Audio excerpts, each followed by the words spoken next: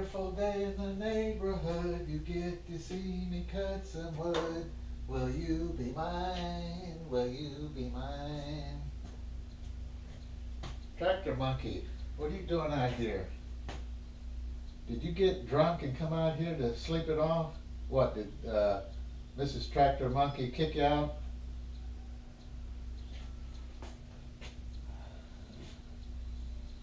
Well, what's that? You're going to go back in the house and sleep it off while I have to stay out here in the hot. Alright. Not even going to help me move this stuff out? Come on.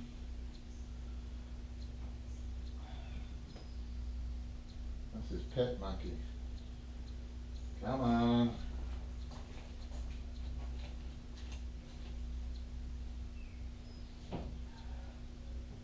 Lazy bum. And take your beer with you too.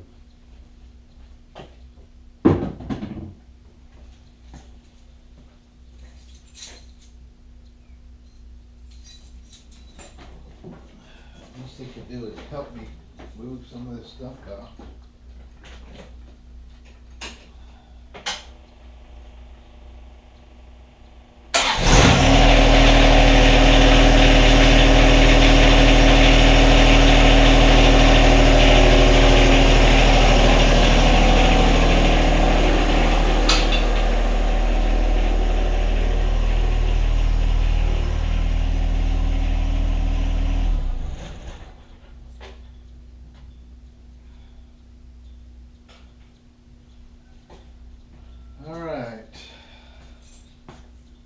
Well, welcome to part 2 of the roll around cabinet video.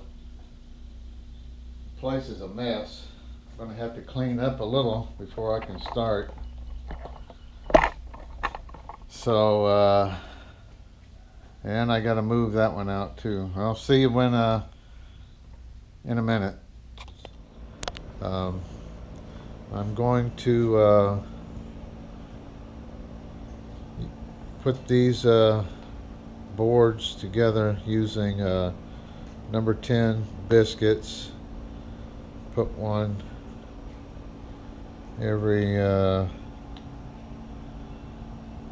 so often here, 3 on each seam.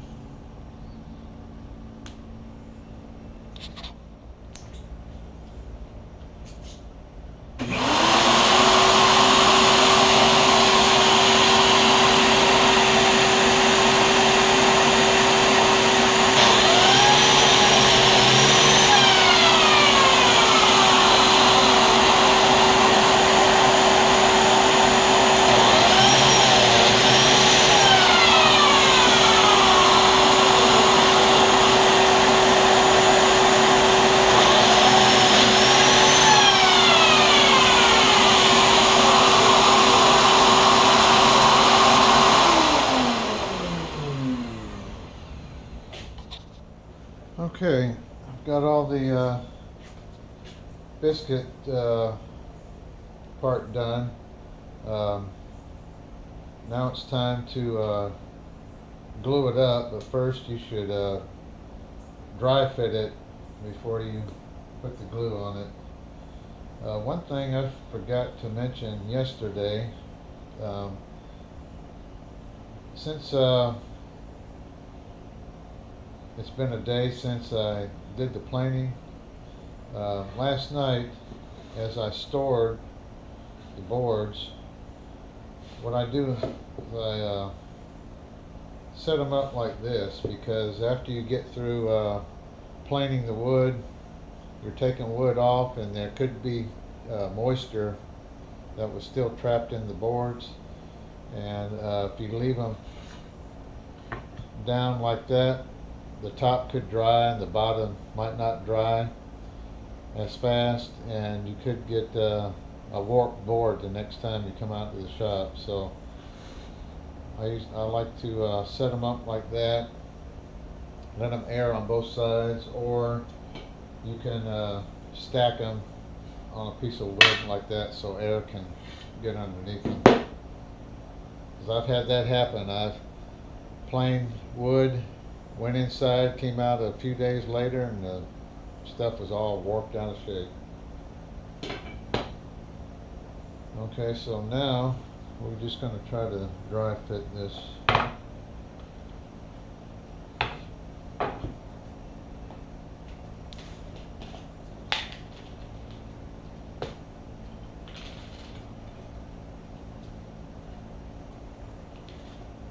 Make sure everything lines up. One good thing about biscuits as opposed to some other systems, you got a little more play in there, back and forth, to get everything lined up.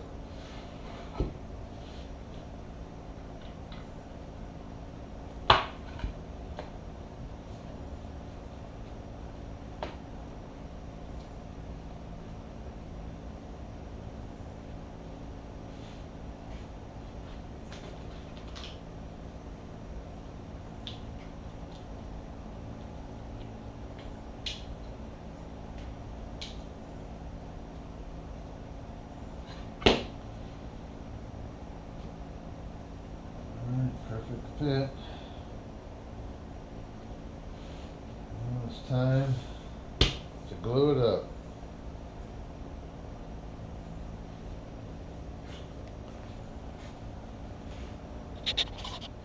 Okay, I'm ready for the glue up.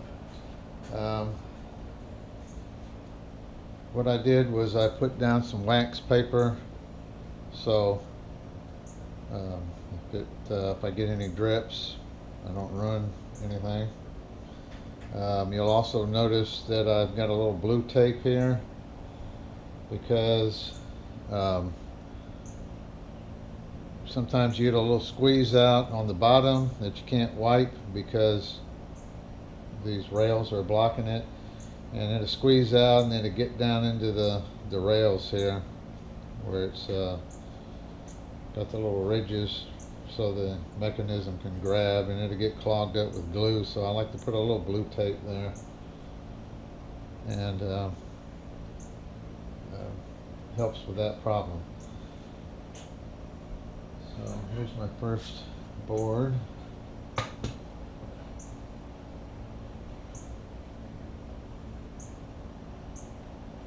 have an acid brush here. What did I do with it? Just had it. You know, stuff gets up and walks off nowadays all by itself. I don't know what the deal is. Didn't used to do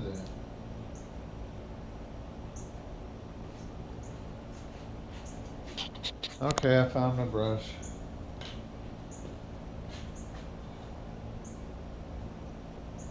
Let's see if I can do this without screwing something up.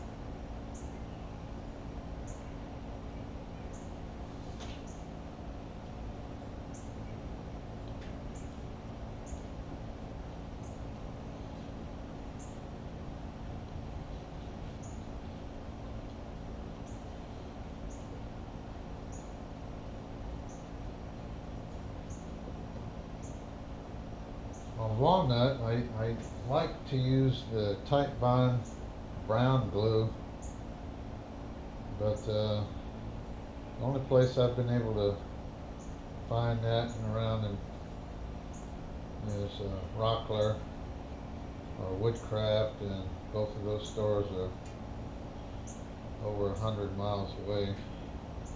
I looked online, and Lowe's website claims they have it.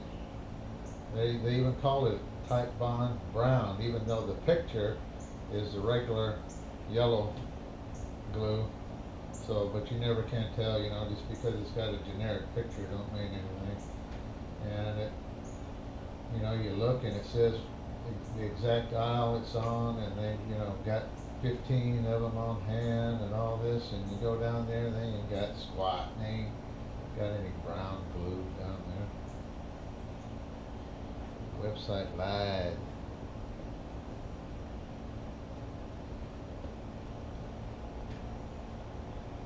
Which would explain why I don't remember seeing any, so, but whatever, just use the yellow.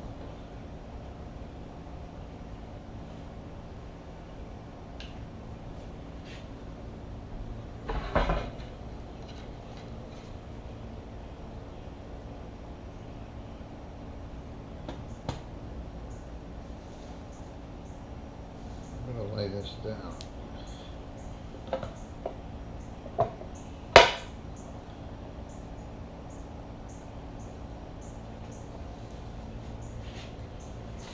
And I like to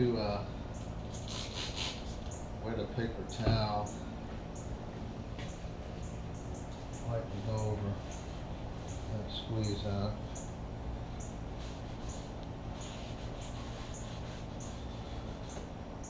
Before it can soak in and run your surface.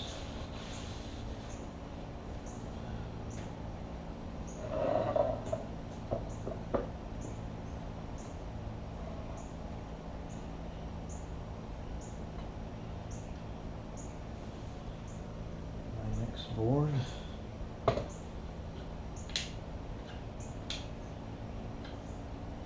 And then I'll do the same thing on the bottom whenever I get it clamped.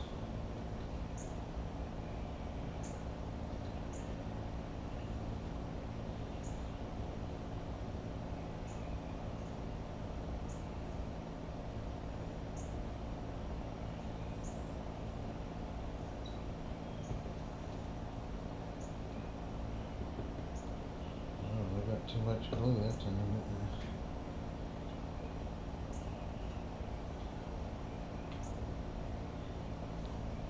Some of that off. Slopped it on bad.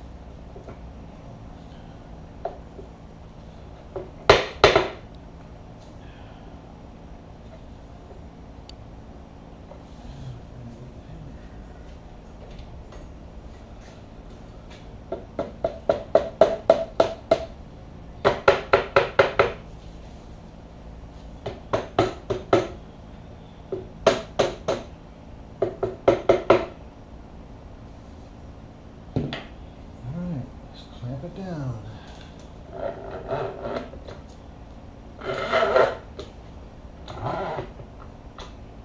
Make sure it's sitting nice and flat.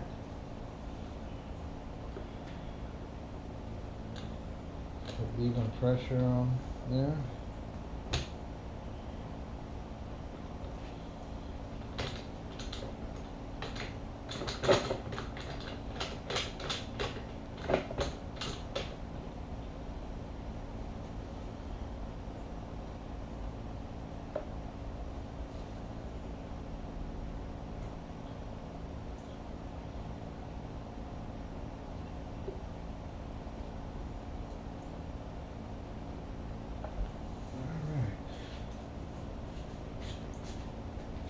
Squeeze out, up.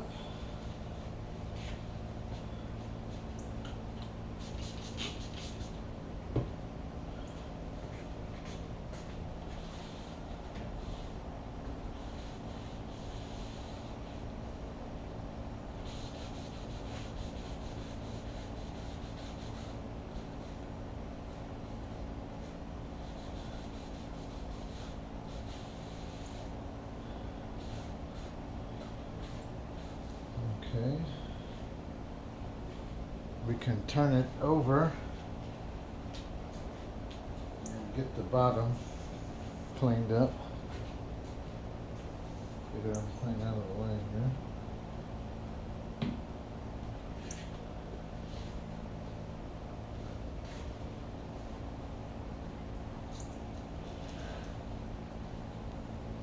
So there's heavy. A lot of weight there. Oh, loosened it.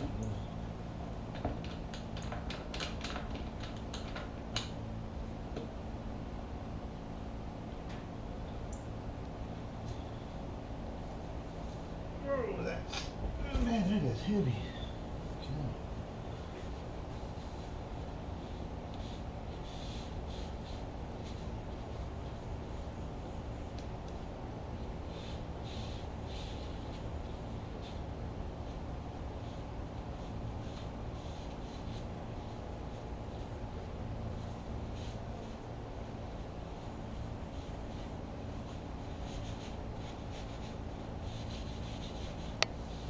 You can see having that tape there helps.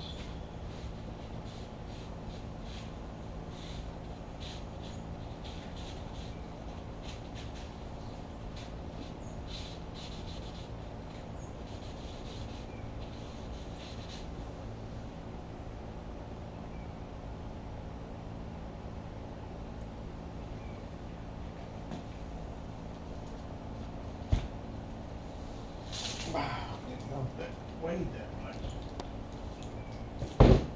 Whoa. Oh.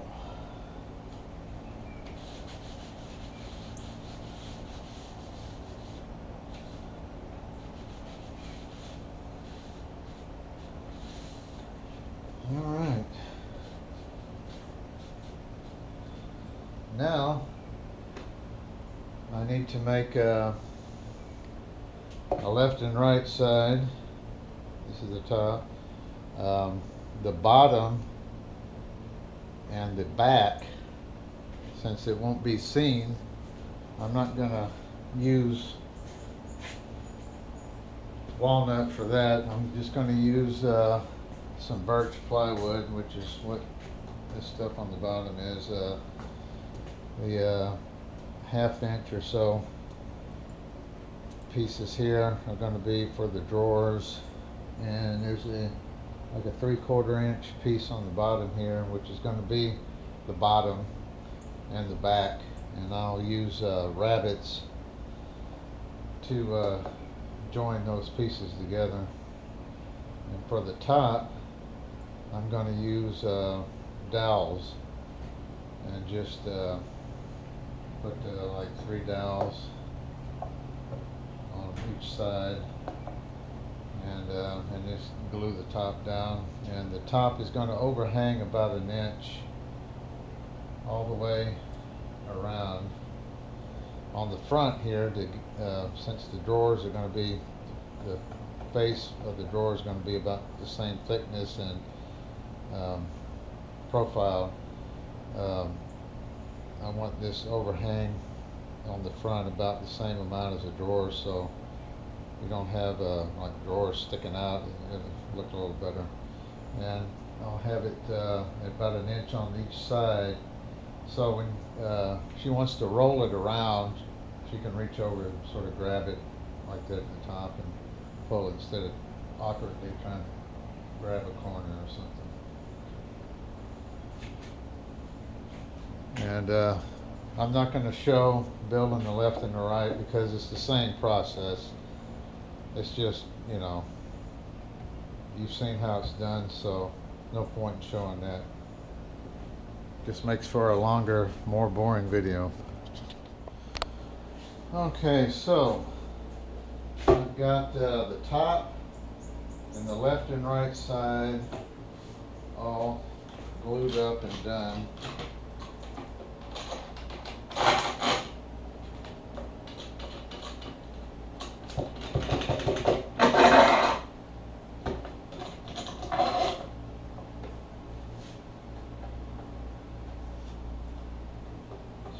labeled the boards so I could remember which sequence they go in.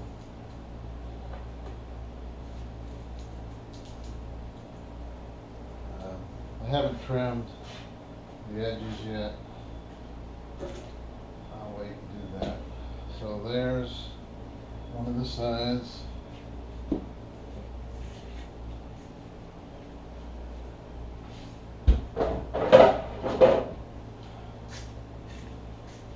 Alright, now I'm going to clear this off, and we're going to look at what I'm going to make the bottom and the back with. The bottom of the cabinet I'm just making out of 3/4 inch plywood. No point in using expensive wood. Not that this plywood wasn't expensive, because plywood nowadays is outrageously expensive, but it's not like having to go out and buy more walnut. So this is going to be the bottom and the back. And one of the problems with plywood is anytime you're looking at an edge, you've got to do something with the edge. You've got to cover it up, or you're going to see a crappy plywood edge. In the past, I've used iron-on veneer, which works pretty good. I don't have any for walnut. I got some maple, but we're not working in maple. So what I'm going to do is band the edge with a piece of walnut stock. And of course this piece isn't long enough, but I'm going to plane it down until it's the same height as the plywood, then rip about 1 inch off, and then cut some biscuits and glue it to the front so it won't be seen. For the sides, what I'm going to do for the sides is I'm lazy and I don't feel like doing a lot of different fancy joints, and even if I dadoed both of these edges, you'd still see at least half the edge. So what I'm going to do is make this is, say, 1/2 inch. I'm going to make a 1/2 inch dado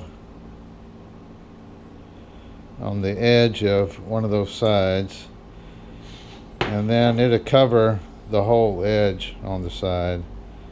And I'm gonna be lazy, and the mechanical fastener I'm going to use are brads. Yeah, brads make a hole, but all you got to do is fill the holes when you're done. And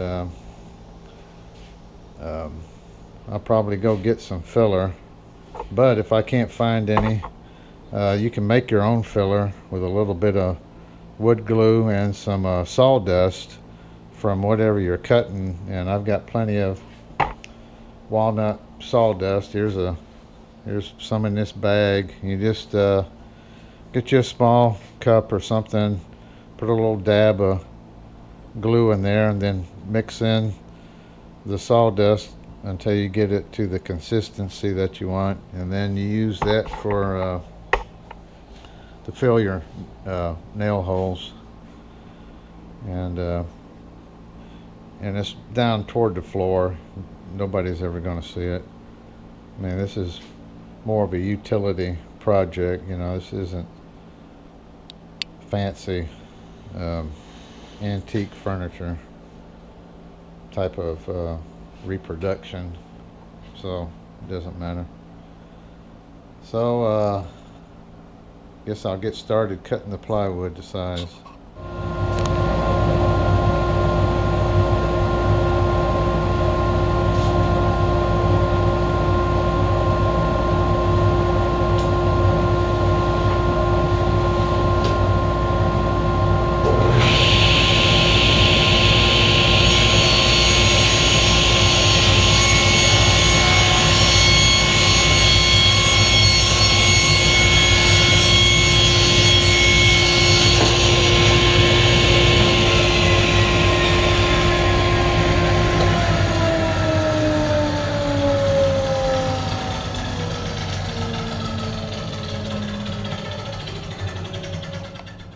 Alright, I ripped the piece of plywood here. I got some 18-inch drawer slides here. So I'm going to make the cabinet, give me some room here, I'll make the cabinet 19 inches deep. The top's going to be 20 inches. That gives me about an inch overhang on the front to help kind of balance out where the drawers are going to be.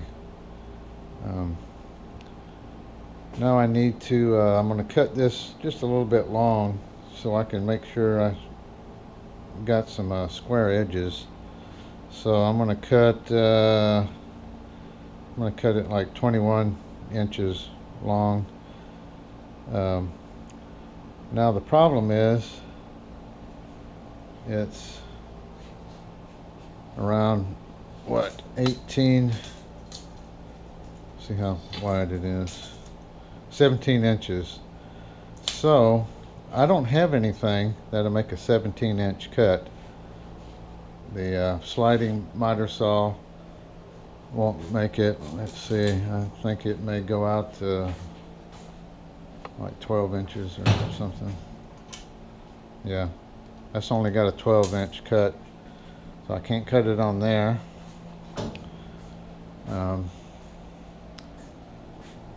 If I had enough room for a radial arm saw, I'd probably buy one, because that would really come in handy. You could just set it up there. When you get a large unwieldy piece of wood, it gets rough when you've got a stationary blade and you've got to move the wood. So if you had something where you could keep the wood stationary and move the blade, makes it a lot easier. So I could, I've got an edge guide up on the wall. I could clamp that to the edges there and use a portable saw to cut it. But you've got to be careful. You got to make sure that your edge is exactly 90 degrees so you can get a nice square cut. What I'm going to do is cut it over here on the table saw with this sled. Now this sled is 17 inches deep without the or with the edge on here that I took off. I took this, let's see, where is it at? I don't know what I did with it. Anyways, oh, here it is. Normally I've got this edge on here, and that's about 17 inches there, so it'd be close. I don't know if it would fit or not. I've already got it off, so I'll just leave it off for the cut. Still have to be careful because you're moving all that wood at once.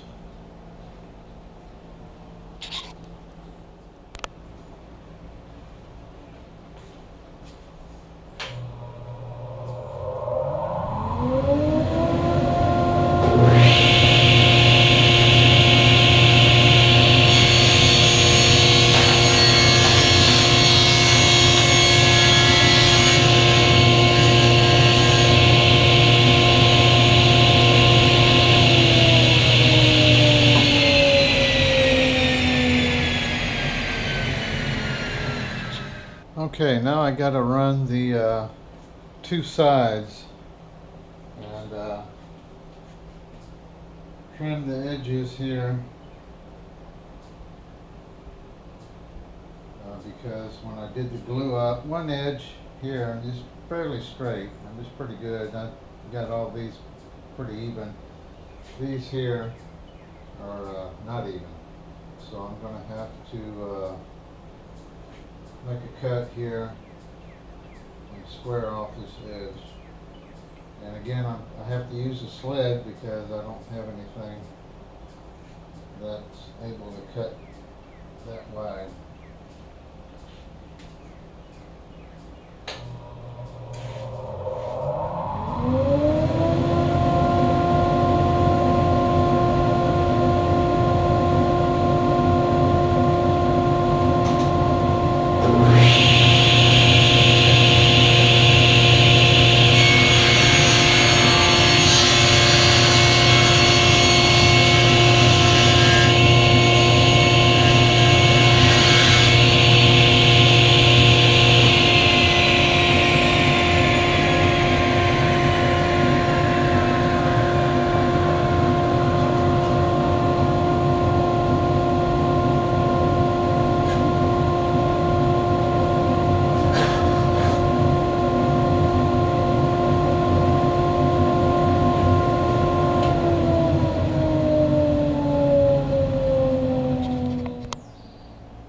So what I've got to do now is I've got my base here, and these are the wheels I'm going to put on. So what I need to do now is mount the wheels. That sounds premature, and you're right, but it's only temporary. I need to mount the wheels because I've got to take it inside the house and measure the height of the base sitting on the floor on the wheels to the top of the sewing table, which I'm trying to match the height. And since I've got the top done and glued up, then I know the width of that. I didn't know the width before it was going to be exactly. And so I've got to measure from the bottom, when it's turned over, measure, say if this was the wheels on the bottom, measure from that bottom edge to the top of the sewing table, and then I'll know exactly how tall to make the sides, and then combine that with the top, and then it'll be exactly even with the sewing table.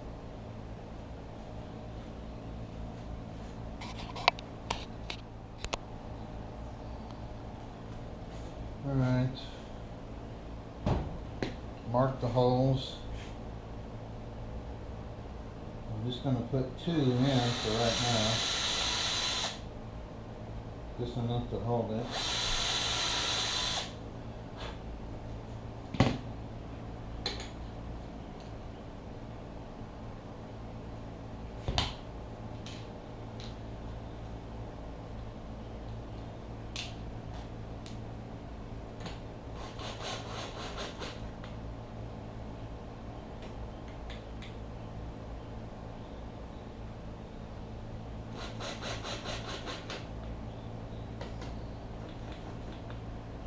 Sure you don't want to see me do all 4 of them. Probably don't even want to see me do one. Okay, now I need to cut my sides to 20 inches wide.